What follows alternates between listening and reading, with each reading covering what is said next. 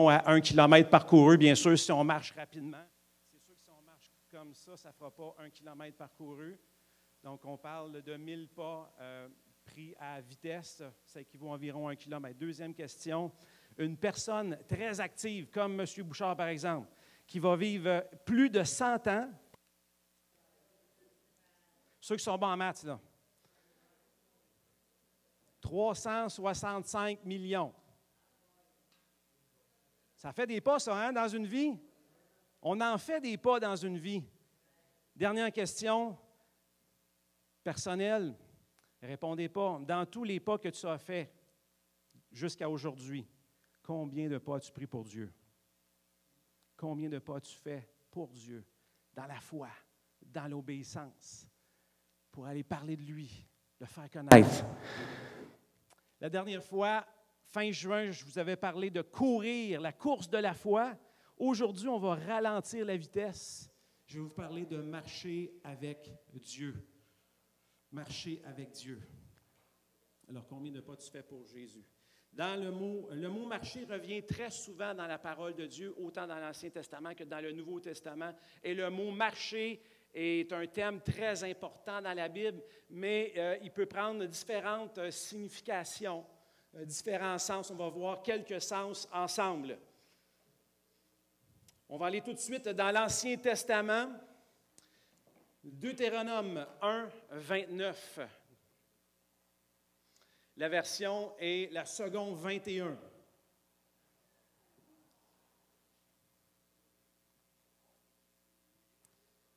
Deutéronome 1, 29 qui nous dit « Je vous ai dit, ne tremblez pas. » Donc là, c'est Dieu qui parle. « Ne tremblez pas et n'ayez pas peur d'eux. L'Éternel, votre Dieu, qui marche devant vous. » Dites avec moi, « qui marche devant vous. » Qui marche devant vous. « Combattra lui-même pour vous conformément à tout ce qu'il a fait pour vous sous vos yeux en Égypte. » Verset 31, « Puis dans le désert, tu as vu que l'Éternel, ton Dieu, t'a porté comme un homme porte son fils pendant tout le parcours que vous avez effectué jusqu'à votre arrivée ici. Malgré cela, vous n'avez pas eu confiance en l'Éternel, votre Dieu, qui marchait devant vous sur la route pour vous chercher un lieu de campement. » Encore une fois, hein, Dieu qui marchait devant vous. Dieu marchait devant vous pour chercher un lieu de campement la nuit et dans un feu afin de vous montrer le chemin où vous deviez marcher et le jour dans une nuée. Donc, pour vous mettre en contexte, le peuple de Dieu est sous l'esclavage en Égypte, soumis à des travaux forcés par le Pharaon, sous l'oppression, dans les difficultés, opprimé. Et là, le Seigneur envoie Moïse, son serviteur, pour le libérer. Mais là, ça a pris 10 plaies pour renverser les idoles et les dieux d'Égypte qui étaient sous des principautés démoniaques. Alors, ces dieux-là sont renversés, les idoles sont renversées par 10 plaies. Et c'est là qu'Israël a inauguré la Pâque. La Pâque qui était le sang qui était répandu sur les linteaux et l'agneau qui a été mangé en symbole de Jésus-Christ qui a donné sa vie pour nous. Ensuite, ils ont traversé la mer Rouge, qui est symbole du baptême. Donc, ils ont été libérés, sauvés de l'esclavage d'Égypte qui représente le monde, sauvés de l'esclavage, passent à travers la mer Rouge, qui figure du baptême, et 50 jours plus tard, ils se retrouvent au mont Sinaï, qui est symbole de la Pentecôte pour nous, et reçoivent la loi, la nouvelle alliance. Bien, eux, c'est l'ancienne alliance, mais pour eux, c'était la nouvelle, et pour nous, c'est l'ancienne. Et ensuite, ils marchent dans le désert, et là, arrivés à l'objectif qui est de rentrer dans la terre promise, ils décident d'envoyer 12 espions qui partent pendant 40 jours explorer le pays et reviennent. Mais au terme de ces 40 jours, il y en a 10 d'entre eux qui donnent un rapport négatif, mais très négatif.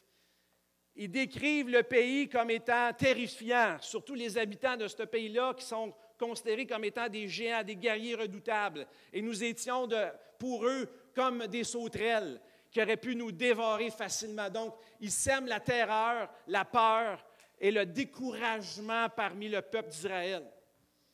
Sauf 2 personnes, Josué et Caleb, qui ont gardé la foi et qui ont dit, le Seigneur nous a dit que cette terre-là nous appartenait, c'est la terre promise, c'est la terre de la promesse, il sera avec nous et nous vaincrons. Et c'est dans ce contexte-là que la parole est dite. France, si tu peux faire un retour arrière, s'il te plaît, dans le verset. Je vous ai dit, ne tremblez pas et n'ayez pas peur d'eux. Donc, Dieu parle, ne tremblez pas et n'ayez pas peur d'eux. N'ayez pas peur de ces géants. N'aie pas peur des défis que Dieu place devant toi. N'aie pas peur des montagnes peut-être qui semblent t'écraser, vouloir t'écraser. Comme Israël, on a tous des défis, on a toutes des montagnes à franchir ou à vouloir déplacer. On a tous des géants qui se dressent devant nous, que Dieu nous donne la force pour abattre. Donc ne tremble pas et n'aie pas peur d'eux. L'Éternel, votre Dieu, qui marche devant vous, combattra lui-même pour vous. Alors dans ce passage, on voit qu'Israël a des épreuves, on voit qu'Israël a des géants. Nous aussi, comme Israël, on a des géants, on a des épreuves. Mais Dieu nous rassure et nous dit, n'aie pas peur, ne tremble pas, je suis avec toi, je marche avec toi. Et comme Dieu a brisé les chaînes en Israël, avec l'Égypte, Dieu a brisé les chaînes en Égypte, il a brisé nos chaînes en Jésus-Christ. Il nous a délivrés. Il a changé, transformé notre vie. Alors le Seigneur te dit, regarde ce que j'ai fait quand je t'ai délivré. Si je t'ai délivré, je vais être encore avec toi aujourd'hui. N'aie pas peur, ne crains pas. Je t'ai sauvé, je t'ai arraché de l'esclavage, je t'ai arraché de la mort. Si je t'ai arraché de ces choses-là, ce n'est pas pour t'abandonner, ce n'est pas pour te laisser tomber. Mais je vais poursuivre le travail que je fais avec toi. Je t'accompagne et je marche avec toi. N'aie pas peur. N'aie pas peur. Un jour, lorsqu'on va être arrivé au ciel, on va réaliser comment est-ce que c'était pas facile sur la terre, puis comment est-ce qu'on a fait pour réussir à survivre tout ce chemin-là. Mais on va réaliser à quel point Dieu est avec nous pour marcher avec nous et nous prendre par la main et nous accompagner tout au long de notre parcours. Dieu est là, avec toi, avec nous. Mais malgré cela, Israël a douté de Dieu, a perdu confiance en Dieu. Ils n'ont pas cru à la promesse de Dieu, que Dieu était avec eux. Mais les choses qui sont écrites dans la Bible, c'est pour nous donner un exemple, pour ne pas répéter les mêmes erreurs. Ne pas douter que Dieu est avec toi. Fais-lui confiance, il est avec toi. Dieu marchait avec eux sur la route pour les conduire à destination la nuit, dans un feu qui réchauffe et éclaire, et le jour dans une nuée qui rafraîchit et fait de l'ombre. Chaque jour, il était là pour eux. C'est la même chose pour toi aujourd'hui. À chaque jour, Dieu est là pour toi. Sa présence te conduit. Sa parole t'éclaire. Le Seigneur est avec toi. Alors, dans ce court passage de la parole de Dieu, on découvre une caractéristique de Dieu, c'est que notre Dieu aime marcher lui aussi. Je ne sais pas s'il y a un monde qui calcule les pas, mais il doit en faire pas mal, parce qu'il marche avec tout le monde, tous ses enfants, il les accompagne. Notre Dieu est un Dieu qui marche. Notre Dieu n'est pas un Dieu qui nous a catapultés sur la terre puis il nous regarde voir comment est-ce qu'on va se débrouiller. Il est là avec nous. Il marche avec toi. C'est la réalité céleste. C'est la vérité. Vous savez, on vit dans une réalité terrestre, mais ce n'est pas la vérité, parce que tout ce qui est sur la terre, c'est éphémère. Ça va changer. Il n'y a rien qui est stable. Il ne te laisse pas induire en erreur par tes émotions, parce que souvent tes émotions vont dire hey, « ça va tellement mal, je ne suis pas sûr que Dieu est avec moi », ou avec tes raisonnements. Lui a dit que Dieu, il est là une fois de temps en temps, bien là, tu commences à croire ces mensonges-là. Laisse-toi pas influencer par l'ennemi. La vérité vient de la parole de Dieu. Et cette parole vient du royaume de Dieu. Et dans le monde invisible du royaume de Dieu, c'est la vérité. La vérité te dit, cette parole te dit que Dieu est avec toi, qu'il ne t'abandonnera pas, n'aie pas peur, sois rassuré. Il est avec toi, il ne te laissera jamais tomber. C'est la vérité, ne le doute pas. Fais confiance à Dieu. Fais-lui confiance.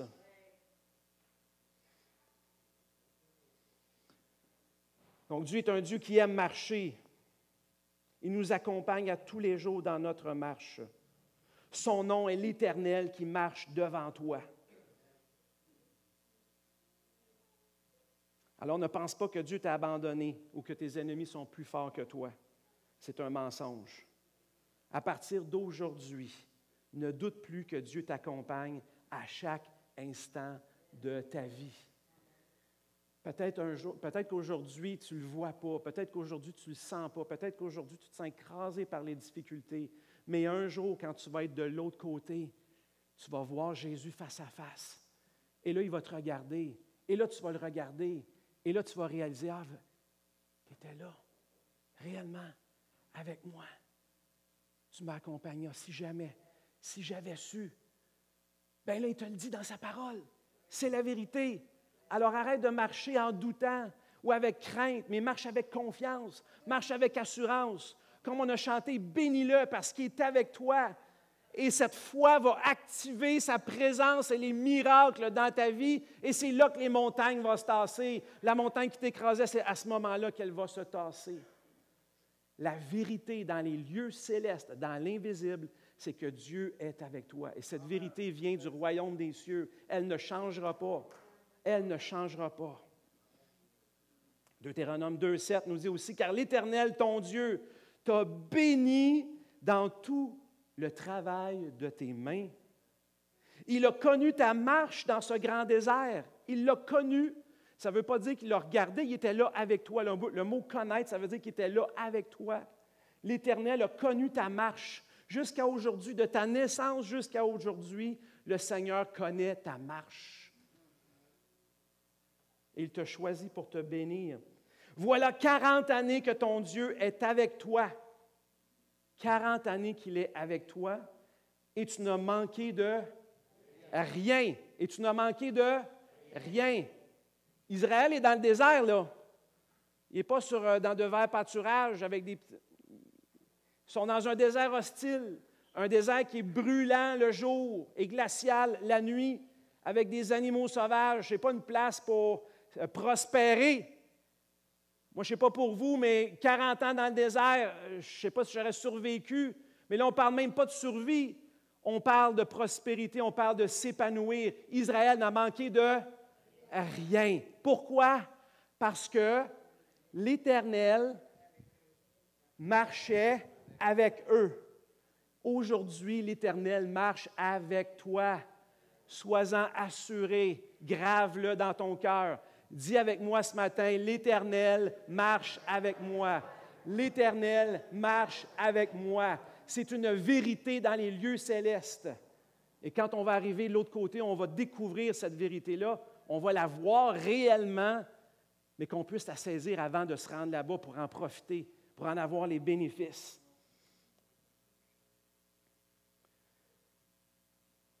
Cette histoire-là m'a fait penser à une autre histoire, je ne sais pas si vous la connaissez, Les pas sur le sable. C'est une personne qui raconte une histoire pour illustrer cette vérité que je trouvais très intéressant. Une nuit, j'ai eu un songe.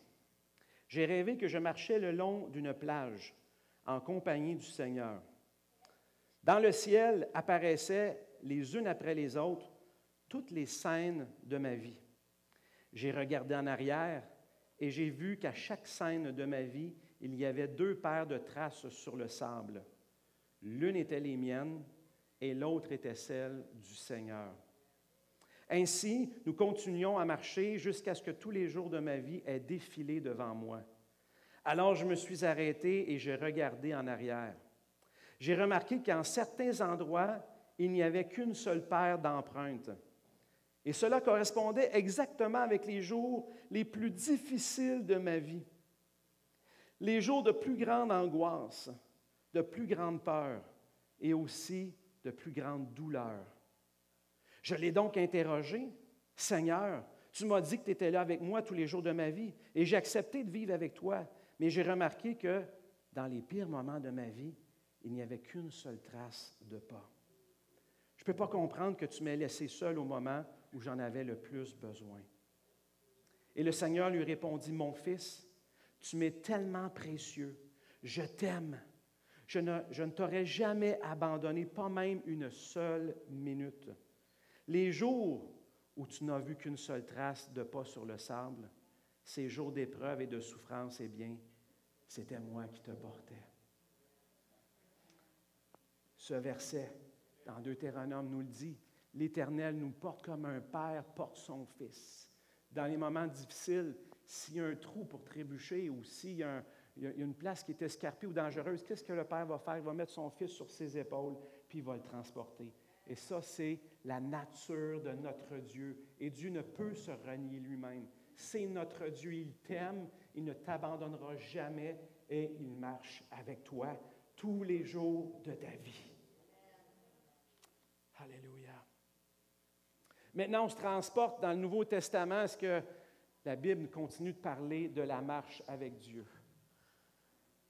Dès les Évangiles, Jésus, au début de son ministère, invite les jeunes disciples à venir le suivre et à marcher avec lui. Il veut leur apprendre comment marcher sur les serpents, les scorpions, sur toute la puissance de l'ennemi, sur la maladie et même sur l'eau. Pas facile de marcher avec un micro.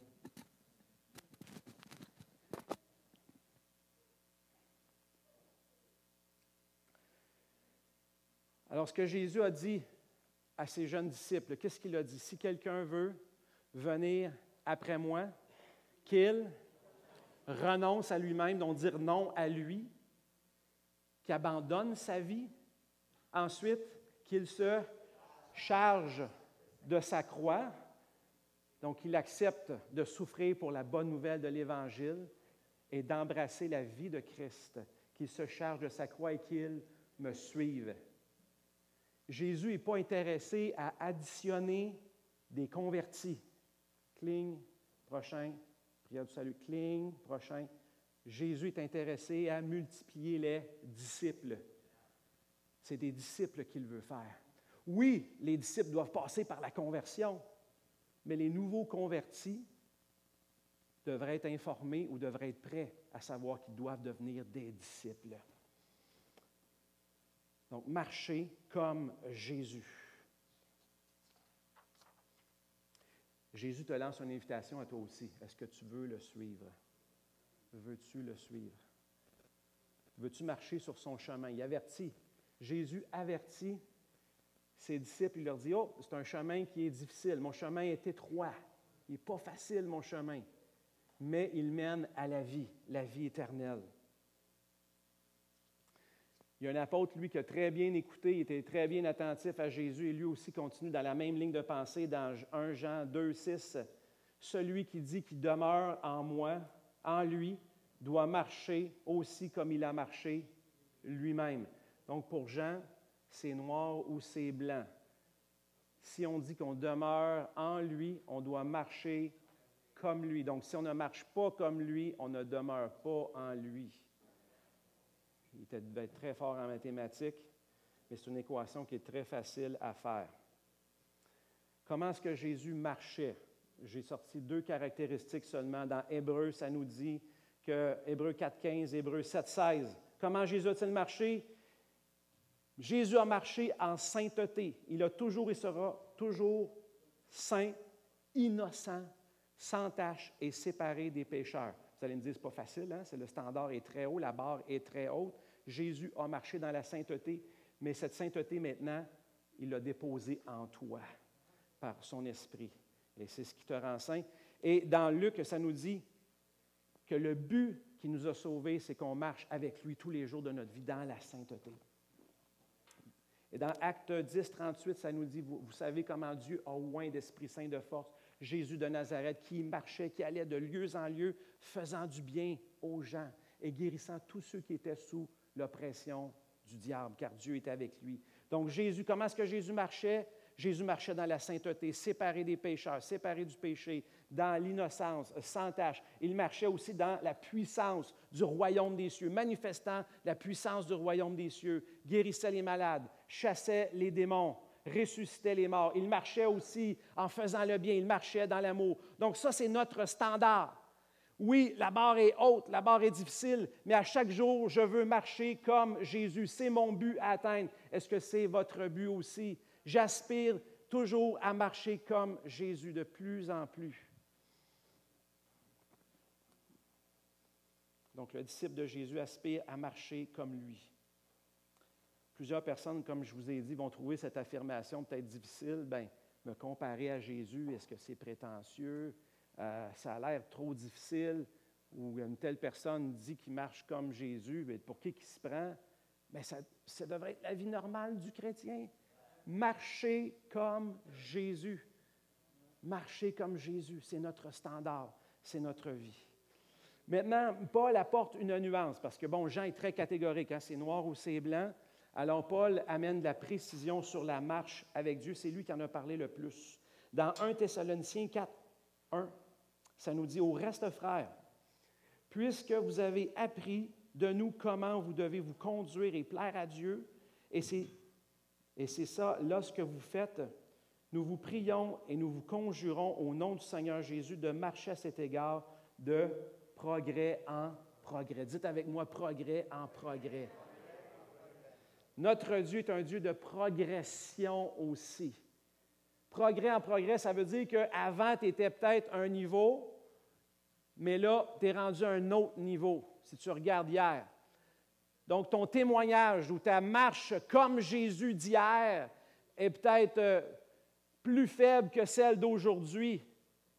Plus forte, c'est-à-dire que ta marche d'aujourd'hui est plus forte que celle d'hier, mais sera plus faible que celle de demain. Pourquoi? Parce que nous sommes en progression, nous sommes en transformation, nous sommes en changement. Mais nous marchons en Jésus-Christ, mais en même temps, nous progressons en lui, parce qu'à tous les jours, nous découvrons un aspect de Dieu de plus.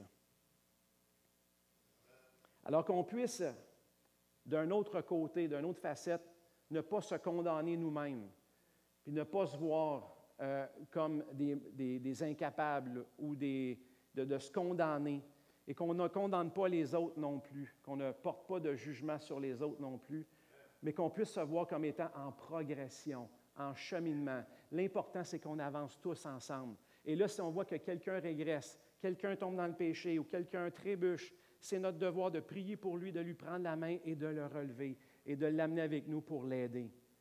Mais qu'on cesse de se condamner nous-mêmes et de condamner les autres, car nous sommes en progression, nous sommes en cheminement. Merci, Pierre.